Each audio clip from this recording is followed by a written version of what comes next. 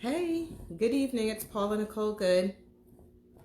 Just wanted to come on this evening to have a discussion. Wanted to talk with you all about the silent treatment. I know we've all heard about the silent treatment, may have even experienced the silent treatment. I know some of you all have given the silent treatment, or I just want to talk about it. Especially when it comes to relationships, and this isn't just romantic relationships, but even relationships with friends, family. Usually the silent treatment is something that happens in toxic relationships or with some people who tend to be toxic. So I just want to give some clarification about what I mean when I'm speaking of the silent treatment, because there's been a lot of debate between people when it comes to discussing the silent treatment of what it is, what it isn't, and the details surrounding it. So first I want to say what it's not. So the silent treatment is not someone having a bad day coming in saying, I just need a few hours to myself to get myself together. It's also not when two people get in an argument and someone deads the argument because they're at a high emotional state and they need to walk away and cool off. And it's not, the silent treatment is not when someone just is unable to communicate how they feel at that moment and they need to gather their thoughts and come back. That's not the silent treatment. That is somebody cooling off. That's someone getting their head together. That's someone taking time to get their thoughts, get their emotions. I know I have to walk away from heated discussions. I'll get off the phone. I'll say, well, I'll talk about this later. Walk away, but then I come back. When someone comes back to discuss something, that's not the silent treatment. What is the silent treatment? And I just took some notes here because, when I get to talking, sometimes I can get off into the woods. But the silent treatment, when it happens in relationships a lot of times, and oftentimes this happens with those who are involved with a narcissist, whether it's a romantic relationship or with a family member. But the silent treatment is a passive aggressive tactic. All right. It's a way to manipulate a person. It's actually psychological manipulation. It's a way to control a situation. Someone's trying to talk to you and this person just decides to stop talking to you. Sometimes you know why, sometimes you don't. I've been in a situation to receive the silent treatment and I had no idea why I was getting it. And it would go on for days, not hours, days. I know of people who've dealt with someone where they've gotten the silent treatment for over a week. It's like the person just stops talking. They won't answer the phone. They won't respond to you. It's an awful feeling. But overall what it is, it's an unhealthy way of communication. So if you are someone who is guilty of the silent treatment, and like I said, a silent treatment is not when you cool off. It's when you literally stop talking to the person, stop responding to them for days on end. Even if it's just one day, you just don't talk, whatever. It's an unhealthy way of communication. You need to figure out a way to deal with your emotions and be able to communicate. You have a voice.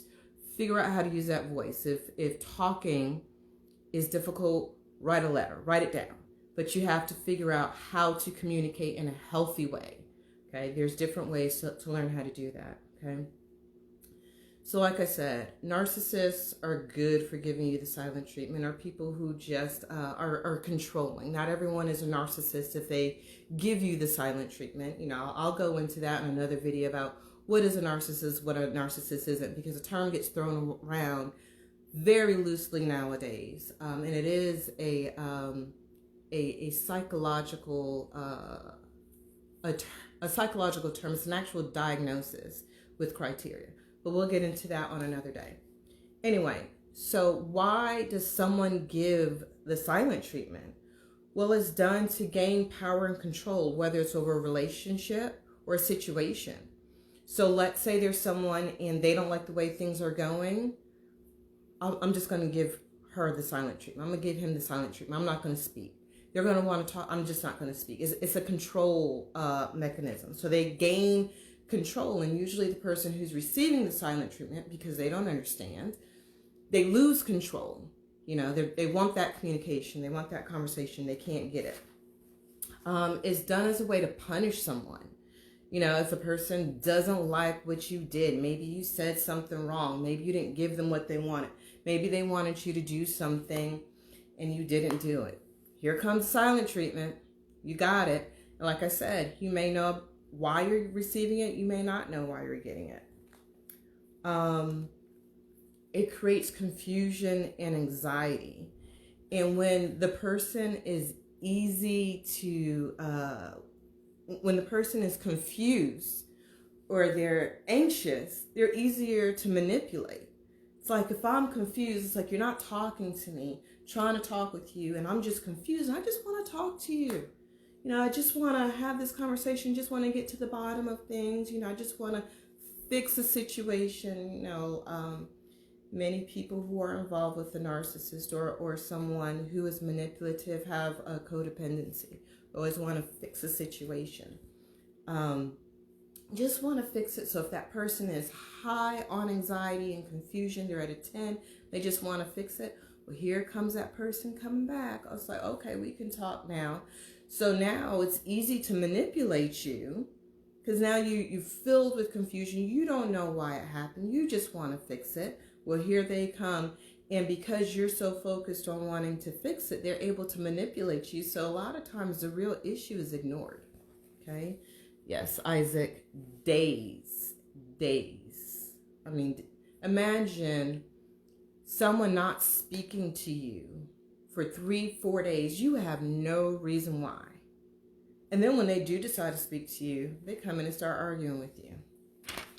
That's a manipulation tactic. Another reason why people give the silent treatment is to avoid responsibility. Maybe they did something wrong. One thing about a narcissist, let me tell you something. They do not want to get called out on their shit at all. They will have a rap sheet of everything you've ever done wrong. I've had a rap sheet that was listed to me one time. It was like 12 years old.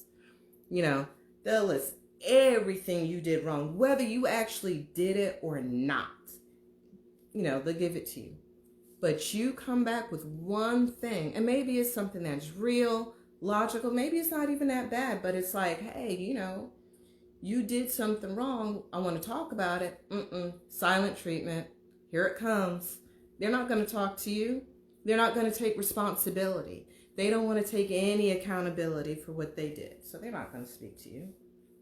Okay. Now, here's a problem with the silent treatment when it's done in relationships. Like I said, it's an unhealthy way of communication.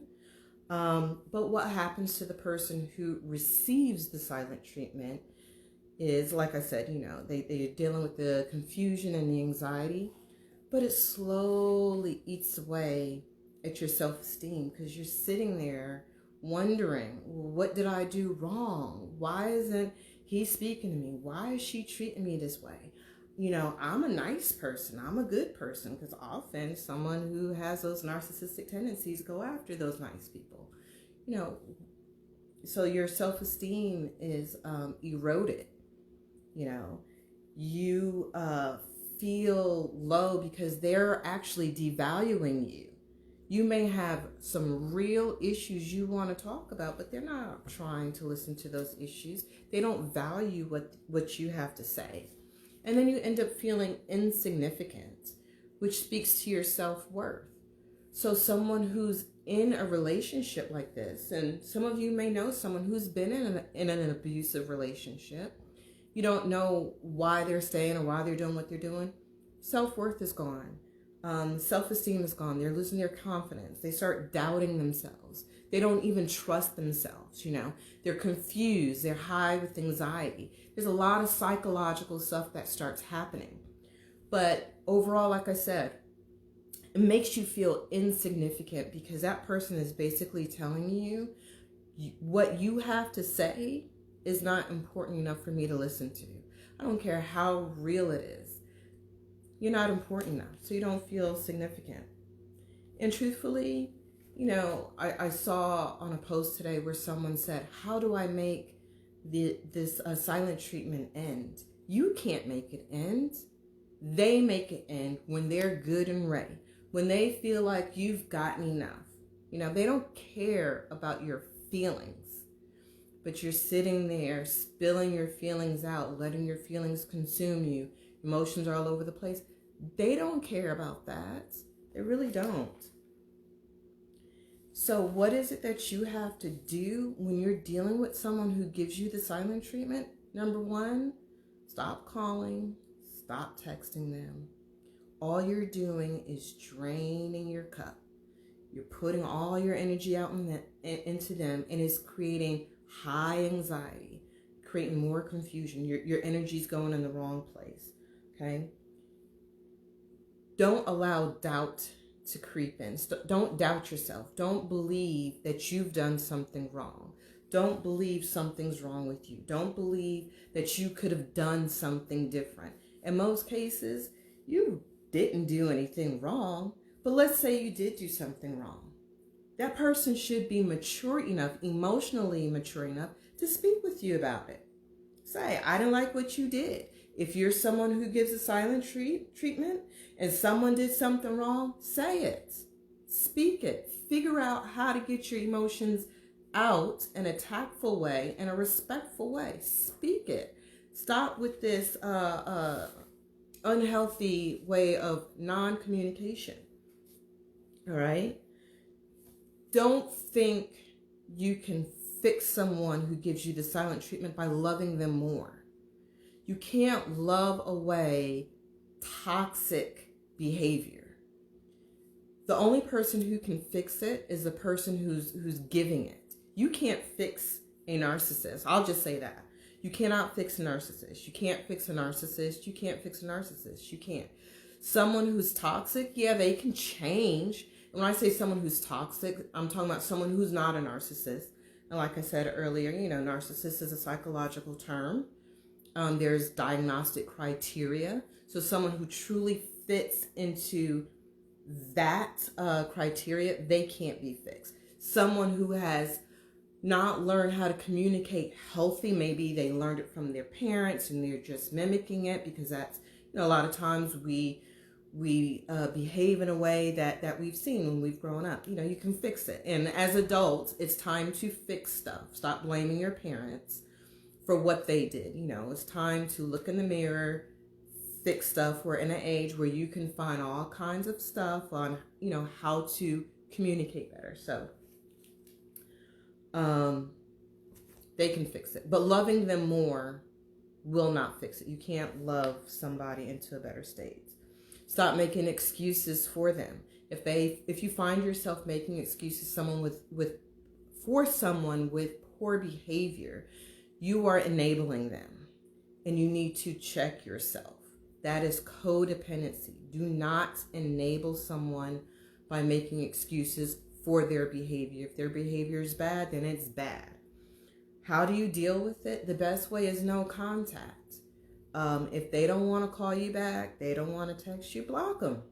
Don't reach out to them anymore. And I know in some situations that's easier said than done. You might live with the person, or if you are truly in an abusive relationship, doing something like that could spark, some other type of conflict. So you really want to think twice about who you're dealing with. If you're dealing with a person and you have to communicate with them, let's say it is a family member, or let's say you're co-parenting with someone who is like this, you can do a method called gray rock, and it's not necessarily no contact. Oh, and by the way, let's go back to no contact. No contact means no contact. It means you do not talk with them, you do not text them, you do not email them, none of that. No social media. The best thing to do is block, block, block, block, block. The silent treatment, when it comes to someone who does it consistently over time, that's a red flag. Don't even try to work with them. Okay, back to the gray rock. Gray rock is basically acting like you're the most boring thing ever, like a boring ass gray rock. You don't offer up any conversation. You don't offer anything about how you feel. They call you, they ask the necessary information, you give it to them, you get off the phone. Usually you want to try to avoid verbal conversations. For those of you who have to deal with somebody like this, so you want to stay with texts and emails and keep it bland, okay? And usually they leave you alone because people who feed off the silent treatment like feeding off your anxiety. They like feeding off your confusion, your doubt, your hard, wounded emotions. They want that feeds them. If you don't give it to them, they'll find it from somebody else, okay? So that's pretty much all that I have. But like I said, the silent treatment overall is an unhealthy way of communication. When you see it with someone, either they don't know how to communicate, or it's something even heavier where it's a sign of control, manipulation. It's a red flag either way. If you feel like you can speak to the person, you say, hey, that's an unhealthy way of communication. If they put forth the effort to work to change it, great. If they don't and they continue doing it, red flag, leave them alone, block them, do not engage, do not pass go, don't bother collecting $200. You're going to go straight to jail if you try to pass go, because they're going to drag you down and drain you. Overall, you want to deal with people who fill your cup. You know, first off, you want to fill your own cup. Then you want to deal with people who actually support you in a positive way. You want to be around people who make you feel good. You want to be around people who don't bring you down when you're feeling good, okay? Now, when you're in a situation dealing with the silent treatment with someone who's toxic, trying to get out of it is difficult. I've been in that situation. It took me years to figure it out, years to heal. I struggled trying to heal by myself. You don't have to struggle on your own. There's help out there. Like I said, I'm a coach. I help people in these situations. There's therapy for those of you who really gone through some deep psychological, physical abuse. There's help out there. I offer one-on-one coaching. For those of you who would like a coach, I'll put my link in this video. I also have the link in my bio. You can also drop into my DM. For those of you who do like the video, but let's say you know someone who needs to hear it, share this video. Send it to them in their DM. Share it on your page. Do what you have to do to help those people who are going through this. But I hope this was valuable to you and enlightening. Thank you, Isaac. I'm glad you enjoyed it. April, hey. Yes, that silent treatment is something awful. Well, that's all I have. I wish you all a good day. Peace and blessings. Lots of love. Bye-bye.